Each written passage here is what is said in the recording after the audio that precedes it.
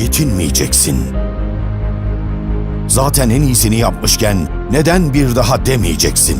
Hep daha fazlası için ilerleyeceksin. Atak olacaksın. Gücü taşıyacaksın gökyüzüne. Teknolojinle güç katacaksın ülkene.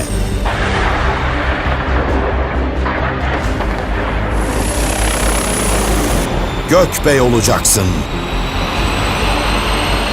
Gururunu taşıyacaksın ülkenin.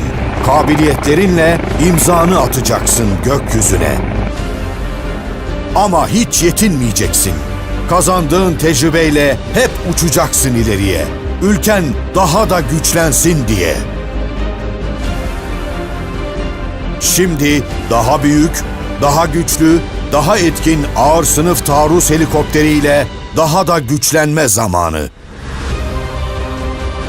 Tasarımından aviyonik sistemine, gövdesinden silah sistemine, görev bilgisayarından görüntüleme sistemine, Savunma Sanayi Başkanlığı'nın liderliği, Türk Havacılık ve Uzay Sanayi mühendislerinin bilgisi, teknisyenlerinin becerisi, yerli savunma sanayinin katkısıyla ağır sınıf taarruz helikopteri.